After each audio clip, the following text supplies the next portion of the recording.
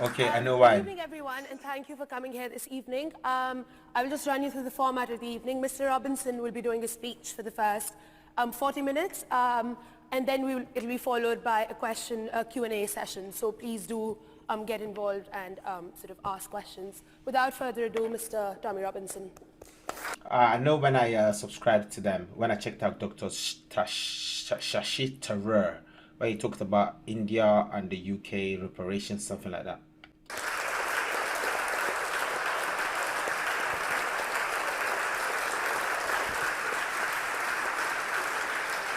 Okay, here's the man. All right, Tommy, let's hear your views.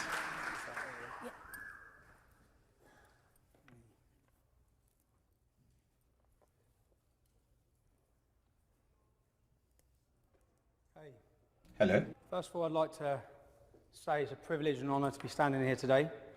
This is a long way from the streets of Luton Town to now be at the Oxford Union. I think it's a good day for freedom of speech. You've all heard of this. I was getting called a little fascist as I was walking in here. There's protests outside from Unite Against Fascism. People will always talk. No matter how good you are, people will talk. No matter how bad you are, people will talk. No matter what you do, people must always talk. The definition of fascism is trying to stop people have a difference in opinion of you, which is what I have. So I think they're showing themselves up as fascists.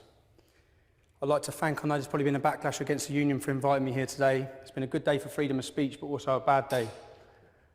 I had a speech prepared that I was going to come here and talk about, everything I had prepared to say. I was visited 4 days ago by probation, and I was warned about my licence. I'm on an early release from custody, so I'm on a licence. And certain things that I was going to say would result in me getting recalled back to prison. Now, even though, which I said, obviously I haven't got the same freedom of speech as what everyone else has got then, they said, no, not whilst you're on licence. And I was going to expose certain things about the police, but that'll have to hold now.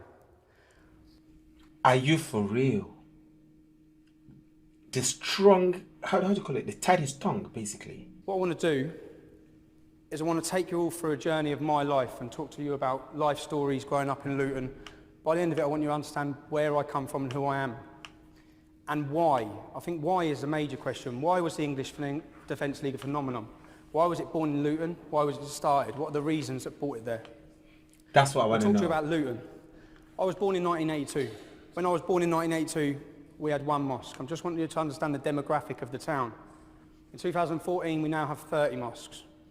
The projected government growth forecast for the Pakistani and Bangladeshi community of Luton by 2030 is to increase by 70 to 77%. This would not be a problem if we didn't experience the problems we see related within the community. At the same time as I talk you through this, I don't want for 1 minute for you to think I'm tarring all Muslims as bad.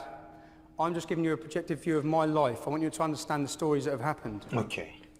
I'll start with my cousin, Jeanette, or my cousin's cousin. She was sexually abused. She was groomed. It's what we now know as grooming. She was raped. She woke up one day. She was found running semi-naked from Bury Park. Bury Park is the area where a lot of the Muslims have congregated and live. It's where these 30 mosques are. Okay. She was picked up by prostitutes in the street. Her dad collected her. If I talk about the failures from the police, when the family, I want you to understand and try and picture this as though it was your family relative. When the family were going to the police, when the girl is missing for 2 days, 3 days, yeah, and there is no response, and up until the Rotherham report, people wouldn't believe these stories because they are unbelievable. They would say she's a drug addict because in the end she was a drug addict because she was hooked on heroin that they were giving to her. She would climb out of the bedroom window to get back to them for her fix. The failures everyone now knows from the police force on these issues, but I want to just talk you through. When I was at school, the high school I went to, you had the Muslim playground and you had the non-Muslim playground. That's the same in pretty much every school in Luton. It wasn't divided through racial lines, it's divided through religious lines. We didn't cause that division. My friend at school, I was seeing a girl called Charlotte. She's from a lovely Irish family. And I was 12 years old, and my friend Razwan was seeing her friend Lisa. And I can remember Lisa phoning up Charlotte hysterical because Razwan's family had all gone up to Lisa's house to threaten the family to say that they couldn't see or speak to each other. As a 12-year-old boy, this was a light bulb moment for me to think, what is this about? There was another boy around the corner from where I live called Jamie. He fell in love with an Asian girl at school. He got violently attacked for that. When they went to sixth form, Luton sixth form is the main sixth form in Luton town. I could have gone to sixth form. I got 11 GCSEs. I got an A in maths, 5 Bs, 5 Cs. As a young English lad in the town, to go to that sixth form, I have to be prepared to look at the ground. And I'm not prepared to look at the ground. And that's because there were Pakistani Muslim gangs in that sixth form, extremists in that sixth form. Now, they went to Jamie went to sixth form. His girlfriend went to sixth form, who he's in love with. They couldn't even acknowledge that they knew each other. Okay? Wow. Wow. It was that crazy. It was that intense. Huh? Because of the fear of what would happen. I had another friend, John English, on a night out. I'm just taking you through stories. John English, his girlfriend's name was Akvinder. She was a Sikh actually, but she was from Letchworth. But we were out on a night out in Luton town, and these Muslim lads just come over and spat straight in her face. So these are incidents, and I'm not saying it's all Muslims, I'm just talking, saying there are problems. I've seen them, okay, growing up through Luton. So not all Muslims. You all try and envisage yourself, take yourself out of where you've grown up. Many of you may have grown up in working class communities and towns, but try and see it. We talk about racial abuse. I don't know how many people have been a victim of racial abuse. I was a victim of racial abuse at the age of 12 when I was attacked on the way home from a swimming pool by a Pakistani gang. I was called a white pig. My friend had his hat taken off him, we were spat in our face and slapped. Another incident, twice in one night, walking to the under-18s nightclub.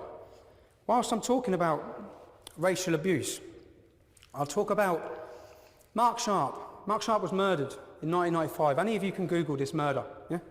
He was my... So I don't know if this is the Max Sharp.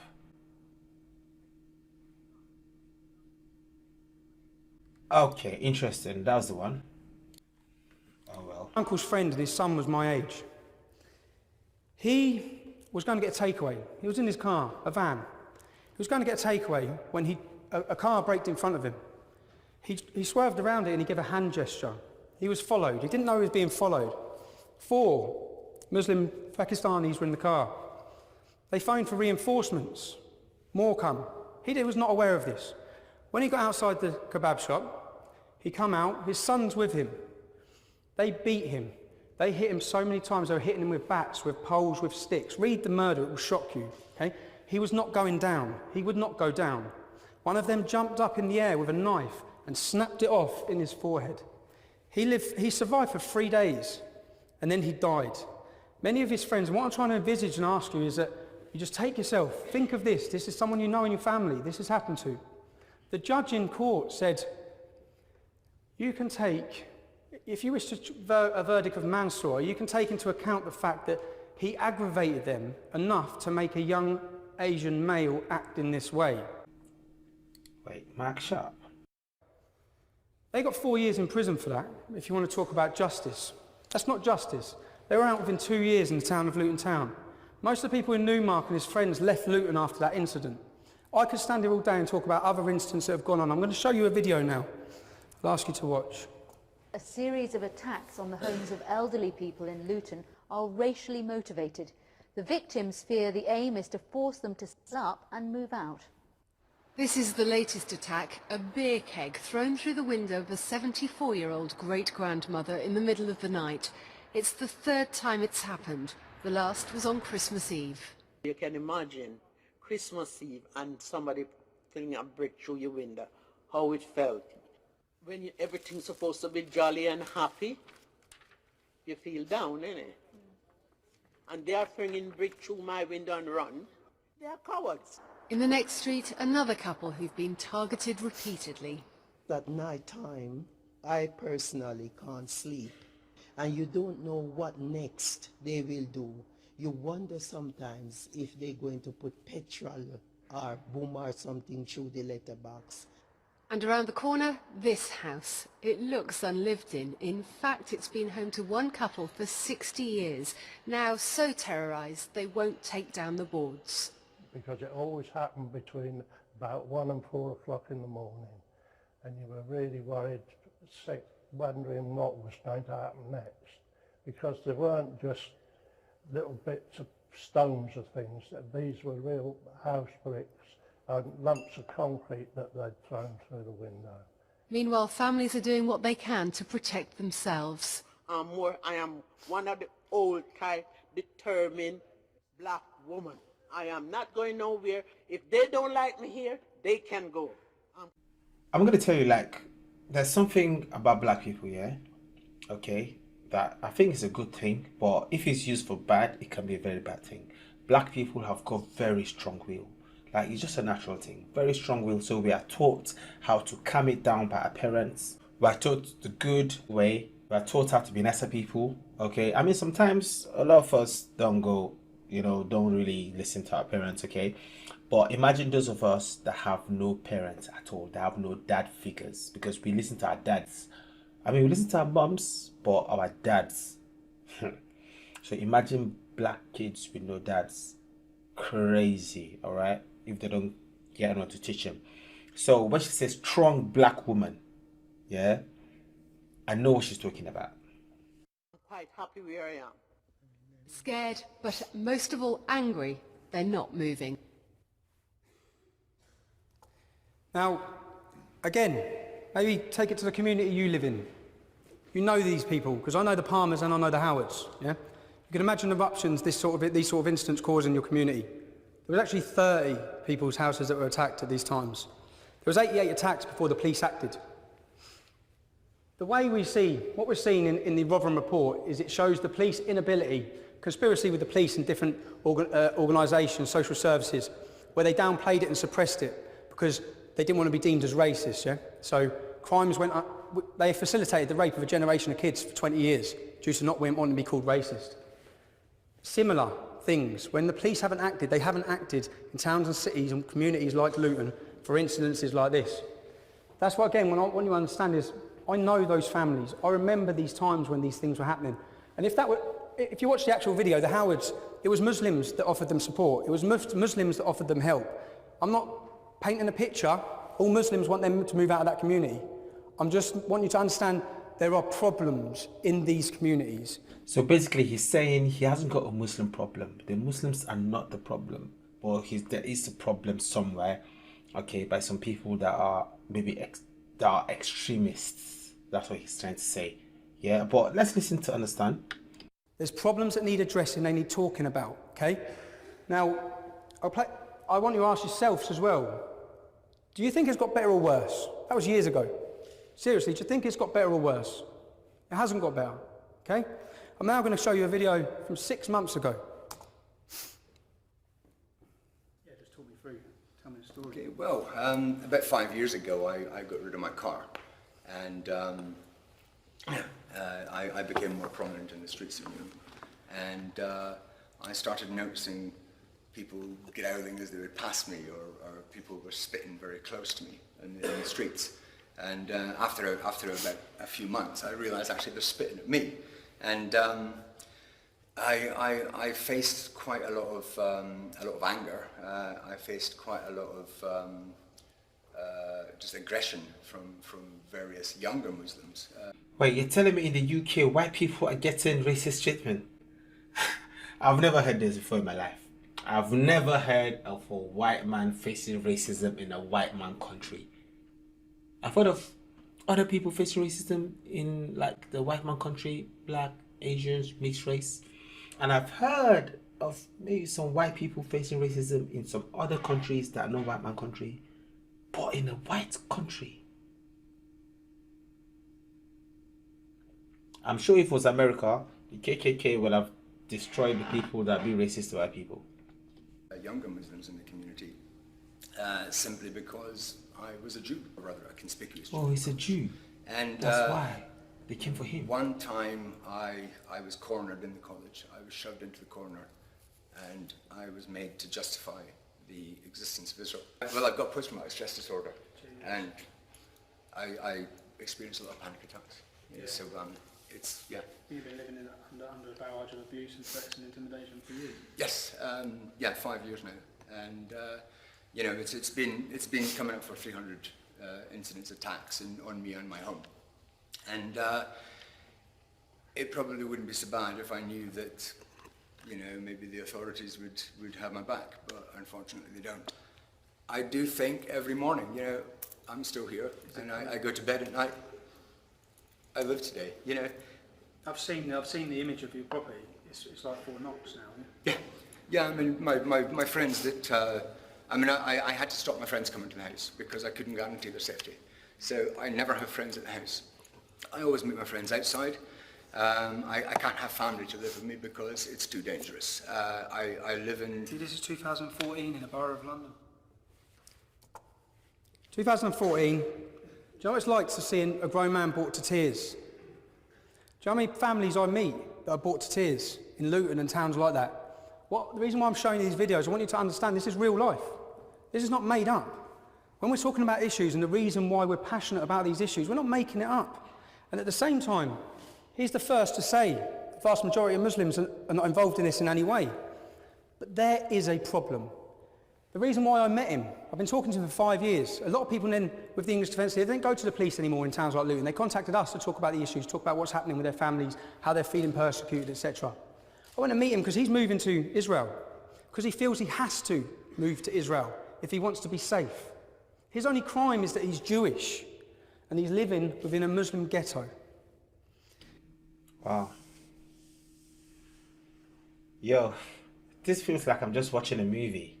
Like him saying that these are real life stories, this actually happened, this is real, this is true. I'm watching him like, yo, is this not an excerpt? Like an excerpt from a movie?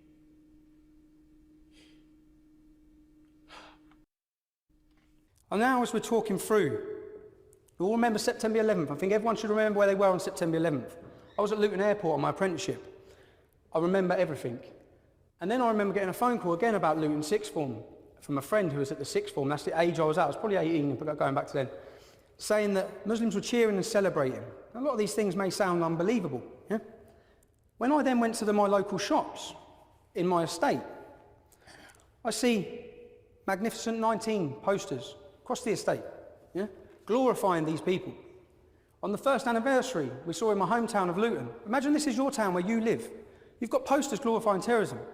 You've got billboards. As you walk up your street, the billboards are now painted over. Anything showing a woman's flesh is covered up. This is all to fit in with Sharia. And it's from certain sections, a minority, but a dangerous minority within the town. I want to take you through and I want you to try and understand, as me growing up, the changes I'm seeing, they're not for the good, okay? They're not for freedom. So this will just show some posters. That's the covering up of billboards. The Magnificent 19 posters on a phone box. At this same time, Icknield High School, many of you may remember the girl who wore the full base veil in the cab to school. Sherry Blair represented her. Yeah? When she left there, when she got kicked out of that school for doing that, she went to the school I used to go to, Putteridge. But her brother was part of al-Mujahideen, an extremist organisation. They used to protest outside the school all the time, this Icknield High School. They then had, at the same time, every year, they're outside the school handing out leaflets saying Christmas is a sin. Children are just trying to go to school, trying to paint a picture that things are going on across the town at this time. Now, what I'll show you now, this is a newspaper article. If you want to take one of them and pass them around, people can read them themselves. This, I feel, is very important. I think it's very important to show you where we were at in a town. This newspaper article is from September 2004. You're going back 10 years, okay? I was 21 years old. Anti-terror rally. I organised this rally when I was 21 years old. I made these leaflets, okay? This will show you that the English Defence League may have been born in 2009. There's a reason. There's a history behind it. When the Beslan massacre, remember the Beslan massacre? The school children were lined up and murdered by Chechen terrorists. They killed loads of kids in front of their parents. I remember watching that. And then I remember watching an interview of a Muslim from Luton. His name's Saif al-Islam, it means Sword of Islam. He was a part of this organisation called al-Mujahideen, and he said what happened at that school was justified. And it's justified if it happens in a school in England. That is when I started reading, learning, and looking into who this group were, al-Mujahideen. I doubt many people in 2004 had heard of them. Remember, this is before 7/7. This is before terrorist atrocities on our shores. I found that Omar Bakri and Abu Hamza, we all know who they are now. They were based in my town, in Luton. They were based there. Their head office was on Biscuit Road.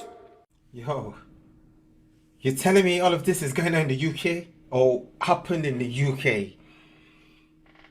Okay, I mean, obviously, like on the news, we saw a few of the attacks, okay, that happened here on the news, and obviously there were some that we also experienced at the London Bridge one, all right? But like the way it all started with him from the grassroots, from him being in college, from him being a kid, a younger, to being a youth, and it's going on, and the police not being able to do anything about it back then, and the way he's reiterating the story right now. I'm telling you, it's okay. Honestly, looking at his expression, yeah, I can see how truthful it is, but just listening to it, it sounds kind of fictitious, because I know it's not. Right now, I do know it's not, because you guys have told me many things that it's not, it actually happened. But to me, like someone coming to the UK saying, oh, the UK, let's go. Then you're hearing this, I'm like, huh? In the UK? This happened in the UK? Are you telling me? The UK that we know? I'm telling you, like, it is hard to believe, but it's crazy, man. The UK is a scary place. Right now, it's becoming a very scary place. I started looking, researching. What I found terrified me. And once my eyes were open, I couldn't close them to this issue. I made these leaflets. In these leaflets, it's clear. Leaflets circulating in Luton before the demonstration, which started at 1 p.m, described it as a peaceful protest to stop terrorist recruiting in the town. Headlined Luton Taliban, no thanks. It said Luton residents demand the police and council act now. Close down Al Mujahideen's head office in Biscuit Road. Stop Islamic extremists recruiting in the town centre on Saturdays. Clamp down on racist attacks on white and black lads by Muslim gangs. The leaflet claimed Islamic extremism is running out of control in Luton. Muslim fanatics celebrated September 11th outside the Galaxy Centre. Al Mujahideen supporters of global terrorism are based in Biscuit Road. Luton's Muslims are attending Afghan terror training camps. Magnificent 19 posters glorifying suicide murderers. Churches are being firebombed. Beatings and stabbings of young whites are going on all the time. The demo literature also claimed that members of a Muslim gang, the Gambinos, are more interested in making money from drug pushing and pimping, but they are becoming increasingly close to religious extremists. This was in 2004. If you want to research and go on Google, you will find a national newspaper run an article called Chemical Jihad, which they actually named that same gang 5 years later, saying that they are linked with Al-Qaeda. They are using heroin as a jihad against non-Muslims. What I want you to read by that and understand by that, Al Mujahideen are ISIS. That is ISIS. That same mindset that is terrifying the world now. The Home Secretary said 4 days ago, ISIS is the biggest threat to this country in our history, okay? That is the same threat. I may not have said it in a posh voice. I may have said it in a different way. We understood who these people were, what their thoughts were, and how dangerous this ideology was. You have to remember that this was before 7/7. 7/7, the terrorists collected their bombs in Luton. I want to bring it home to you again, this is your town. They collected them from suspected Al-Qaeda operative called Q, who works in a chicken shop in our town centre. He was also the main mind behind the fertiliser bomb plot. I want you to realise that we share a space in Luton, okay? If we have terrorists, they're not from millions of miles away. We have to live with them. The Stockholm bomber come to Luton from Sweden as an innocent Muslim. He was targeted at Luton University by this group, who we have been warning about now for 10 years.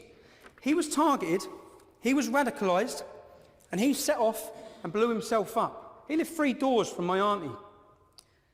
That group of extremists that I'm talking about were on Luton University in Freshers Week. You're at university, many of you, first time away from home. When people are vulnerable, they're weak. You have organisations playing on them to manipulate their mind, change their whole direction in their life, and turn them into killers. In this leaflet I say, the council and the police are doing nothing. That was your warning in 2004. If we want to talk about what's happened in between that, many things have happened in between that. I am not gonna lie, this I thought I've watched scary videos about London, about the UK, but this tops it all. This completely tops it all. Okay, guys, I'm gonna stop here. All right, I'm gonna stop here. Do not call me weak-minded, yeah, but I'm gonna stop here. Okay, I need to breathe. All right, I need to breathe. Oh, all right. Thank you for requesting this to me, because you guys are amazing people. Thank you for the support you guys supporting me. I really appreciate it, and thank you for how you guys are trying to make me learn the history of the UK, the history of London, and the things that have happened.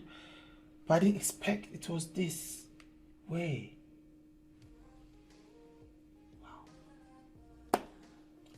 Wow. United Kingdom. Part 2 is gonna come tomorrow.